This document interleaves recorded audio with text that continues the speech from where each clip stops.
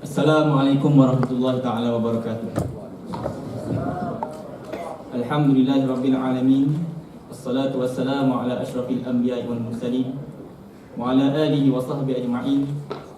Qala rabbi shrah li sadri wa yassir li amri wahlul 'uqdatam min lisani yafqahu qawli. Amma ba'd. Terima kasih kepada pengerusi majlis Saudara Zubair. Yang saya hormati pengarah program Konvensyen Mahasiswa Islam se-Malaysia Khamis 2015 Saudara Syafiq Ramli, seluruh staf kepimpinan Khamis, mahasiswa-mahasiswa daripada seluruh pelosok dunia negara, dan juga kepada seluruh yang hadir pada hari ini, sama ada mahasiswa ataupun tidak.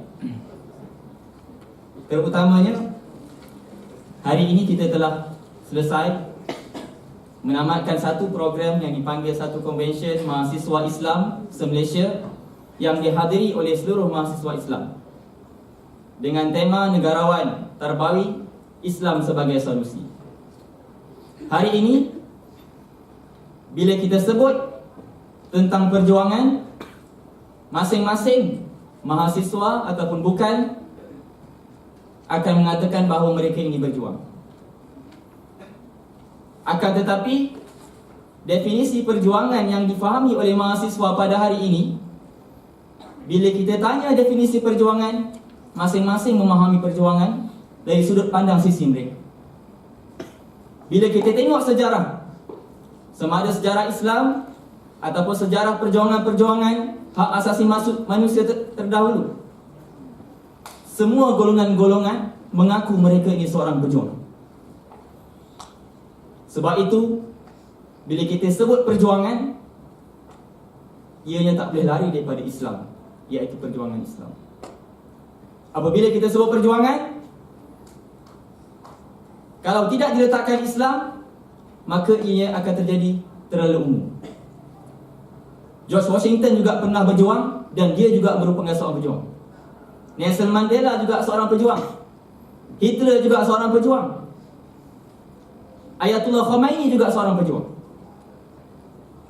Akan tetapi, apa yang kita fahami mengikut manhaj Nabi SAW, itulah perjuangan Islam yang sebenar.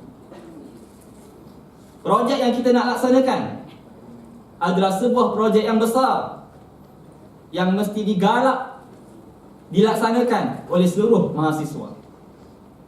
Projek apa? Projek amar ma'ruf dan nahi munkar. Allah Subhanahu wa taala kata, jangan buat, maka kita tak boleh buat. Wal takum minkum ummah yad'una ilal khair wa ya'muruna bil ma'ruf wa yanhauna 'anil munkar wa ulaika humul muflihun. Slot pertama yang diceritakan berkenaan dengan ekonomi Islam. Secara spesifik kita bagi tajuk cukai dan juga zakat menurut perspektif Islam. Dalam sistem ekonomi, perkara yang diharamkan oleh Allah Subhanahu wa taala adalah riba. Wa ahallallahu al-bai' wa harrama riba. Allah kata kamu jangan laksanakan riba ini. Maka kita sebagai orang Islam kena akur bahawa riba ini tidak boleh dilaksanakan. Akan tetapi, Barat memahami riba mengikut definisi mereka. Ini masalah definisi lagi. Tadi masalah definisi perjuangan, kali ini pula masalah definisi dari sudut ekonomi Islam itu sendiri. Spesifiknya, contohnya riba. Saya pernah belajar satu subjek yang dipanggil Theory of Interest. Kalau kita translate maksud interest ini dalam bahasa Melayu, ialah faedah. Interest rate kadar faedah. Dalam fahaman Barat, interest rate ini adalah legal dan dibenarkan. Yang haram apa? Usury, riba. Bahkan siapa yang melaksanakan usury dalam Barat akan dikenakan tindakan. Islam mendefinisikan interest rate juga kebanyakannya adalah riba. Bagaimana Barat mengembalikan kekeliruan kepada umat Islam pada hari ini, menyebabkan undang-undang ekonomi Islam ini umat Islam sendiri yang keliru. Maka bila kita pergi kepada detail, rupa-rupanya bila orang Islam tak faham definisi, maka ianya akan kembali kepada pelaksanaan dan praktikal. Orang Islam akan melakukan kesalahan atas sebab tidak faham berkenaan definisi. Itu baru definisi, belum lagi perkara-perkara teknikal yang lebih besar. Sebab itu, bila kita lihat pada hari ini dalam sistem ekonomi, contohnya, bila Allah kata jangan laksanakan riba, kita buat juga, kesannya harga yang sangat melambung tinggi. Bila harga melambung tinggi, pasaran tidak ada demand. Bila pasaran tidak ada demand, maka peniaga-peniaga juga akan rugi, yang memberi kesan kepada ekonomi negara. Mudahnya begitu. Sebab itu Allah kata jangan buat, maka kita kena ikut dan akur jangan buat. Yang kedua, Allah kata kena buat. Yang tadi bila Allah kata jangan buat, kita nampak kesannya buruk. Yang kedua, Allah kata kena buat, kamu tak buat, kesannya juga buruk. Apa dia? Soal yang kedua berkenaan dengan pelaksanaan enakmen kanun jenayah syar'i.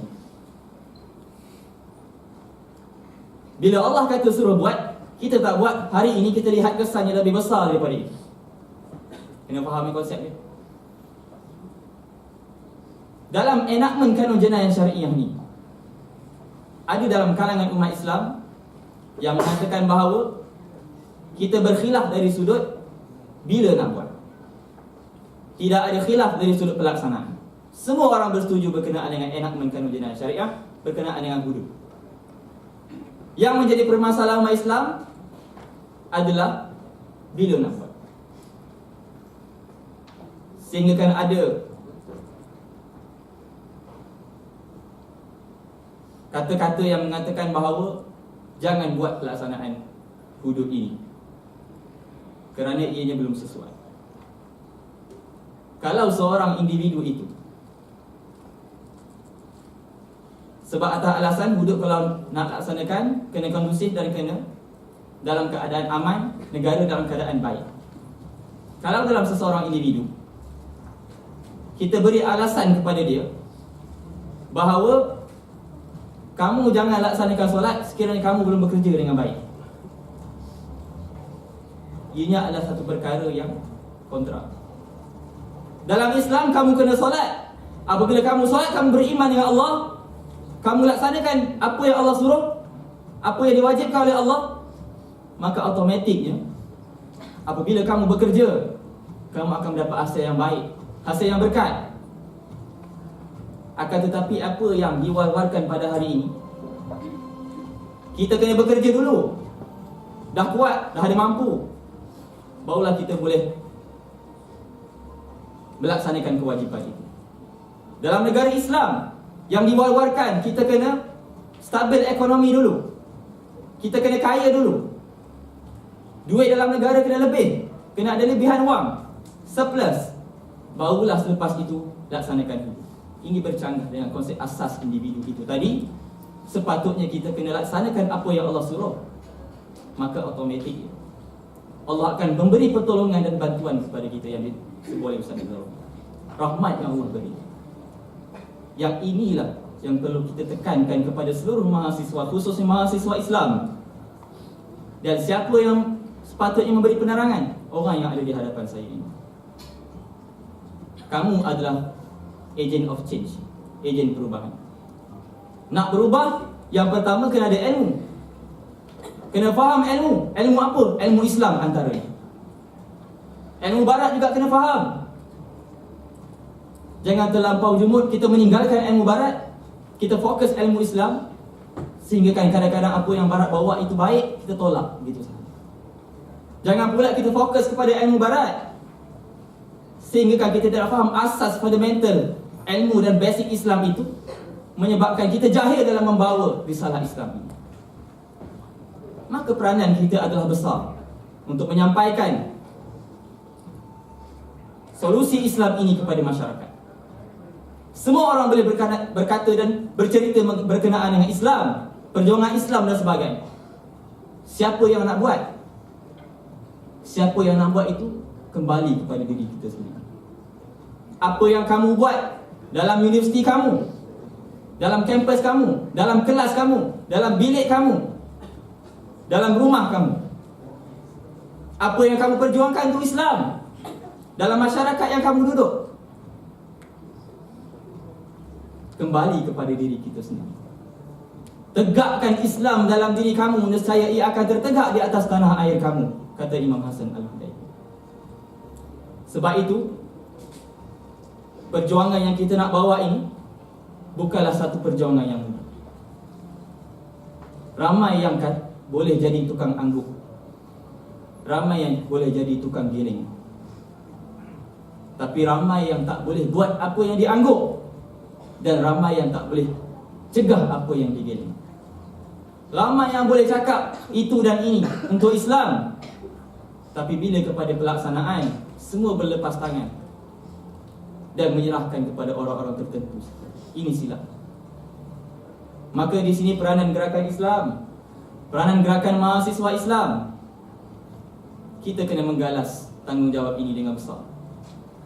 Kita kena menjadi satu ejen penerangan kepada masyarakat, khususnya masyarakat di dalam kampus kita. Yang kedua, baru masyarakat di luar daripada kampus kita yang kita duduk. Kerana hari ini bukan semua orang yang faham Islam itu faham dengan sebenar-benar Islam. Definisi Islam yang difahami oleh Barat, Islam is religion, Islam adalah agama. Inilah yang difahami oleh orang Islam pada hari ini di Malaysia. Perlembagaan Persekutuan mengatakan Islam adalah agama persekutuan. Barat membawa definisi Islam adalah religion. Maka kita ikut. Kita kena bagi faham masyarakat bahawa Islam adalah ad-din, Islam adalah keseluruhan penyelesaian kepada kehidupan kita. Ini yang kita kena bagi faham kepada masyarakat. Islam bukan religion, Islam bukan pergi masjid saja, Islam bukan ritual saja, Islam bukan baca doa saja. Islam adalah pemerintahan yang paling besar. Nabi SAW berhijrah Mekah ke Madinah. Projek terbesar Nabi penghijrahan itu adalah membina sebuah negara Islam Madinah. Itu adalah projek terbesar Nabi. Maka di sana kita kena menuju ke arah. Kita masih lagi di fasa Makkiyah, belum lagi di fasa Madani. Maka kita kena prepare. Persediaan kita kena kukuh.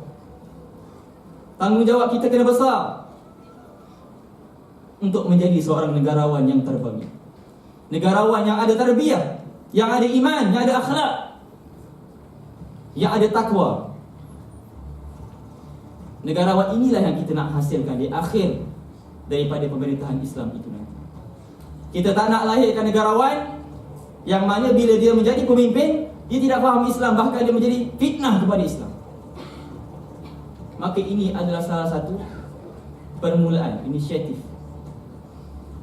kami daripada Gamis untuk memberi kefahaman terhadap mahasiswa Islam, untuk dibawa balik dan memberi penerangan kepada mahasiswa yang lain, sama ada Islam ataupun bukan Islam. Semua ahli gerakan mahasiswa nak memperjuangkan agenda masing-masing. Berbeza dengan kita gerakan mahasiswa Islam, apa yang kita perjuangkan? Akidah yang pertama, iman, akhlak yang baik. Diterjemahkan dari sudut kepimpinan untuk menggerakkan dakwah, siasat dan tarbiyah di kampus masing-masing. Maka peranan kita bukan sahaja menjadi individu yang kecil, kita kena menjadi individu yang besar dalam kampus masing-masing, khusus dalam masyarakat. Dalam kampus kita kena menjadi seorang pemimpin dan kena bersedia menjadi seorang pemimpin. Tak boleh kita melepas diri, sebab kita ada ilmu yang tidak ada pada orang lain. Ilmu apa? Ilmu basic Islam ini tadi, yang kita ditarbiyah, yang ditamrin dan sebagainya. Maka kita terjemahkan dari sudut tindakan kita. Tidak boleh kita hanya simpan dalam diri dan kita tidak adakan output yang baik terhadap mahasiswa dan masyarakat. Maka ia adalah sia-sia kalau sekiranya kita tidak terjemahkan apa yang kita fahami. Maka saya ulang sekali lagi, tanggungjawab mahasiswa pada hari ini adalah besar. Di samping kita memahami kawan-kawan kita berkenaan dengan Islam, ekonomi, politik, sosial, kita juga kena fahamkan masyarakat di sekeliling kita berkenaan dengan Islam. Kerana majoriti masih lagi kurang memahami Islam, dan kita kena sebut kepada mereka bahawa Islam adalah penyelesaian. Tidak ada perkara yang tidak boleh menyelesaikan kecuali dengan Islam.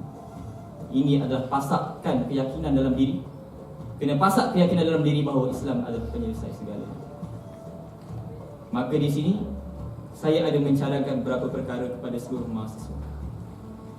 Antara cadangan yang pertama,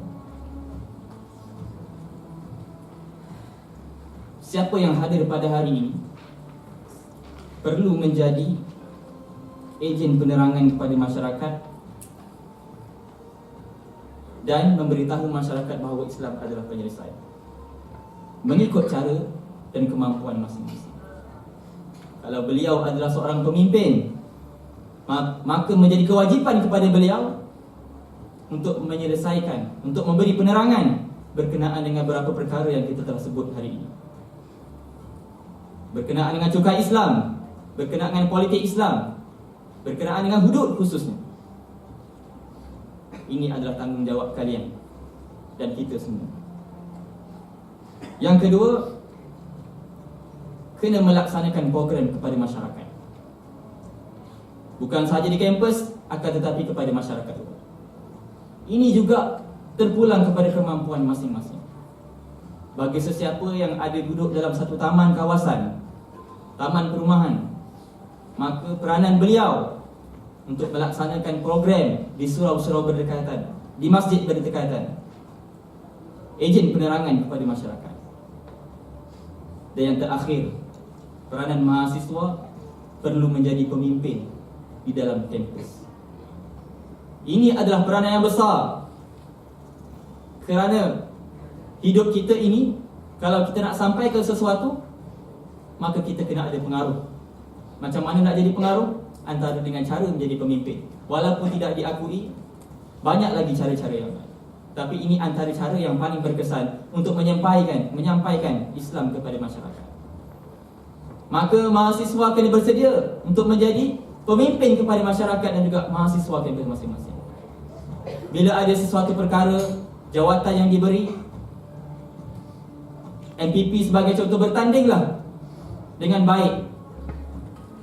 Maka ini adalah salah satu platform terbaik untuk kita menterjemahkan fahaman kita tentang Islam kepada masyarakat. Maka ini adalah tanggungjawab yang besar. Saya ulang sekali lagi, tanggungjawab yang besar. Dan sekiranya peranan ini digerakkan pada tubuh seseorang, maka ini akan lemah. Perlu digerakkan secara jama'i, berjamaah. Wal takum minkum ummah, hendaklah ada satu golongan, satu jamaah, satu kumpulan, yad'una ilal khair, menyeru kepada kebaikan dan kebajikan. Wa ya'muruna bil ma'ruf wa yanhauna 'anil munkar wa ulaika humul muflihun. Cukup sekadar itu bagi saya. Dengan ini saya merasmikan penutupan program Konvensyen Anak Muda Islam se-Malaysia Khamis 2015, dan saya mengucapkan tahniah dan juga ribuan terima kasih kepada penganjur yang sudi melaksanakan program pada hari ini. Dan saya juga mewakili Gamis ingin memohon ampun dan maaf sekiranya ada sebarang kekurangan dan kekhilafan yang berlaku sepanjang program. Dan akhir kalam, baliklah dengan membawa risalah-risalah dan suara-suara Islam di tempat masing-masing. Aku qauli hadza wa astaghfirullahal azim li wa lakum. Assalamualaikum warahmatullahi wabarakatuh. Takbir! Allahu Akbar!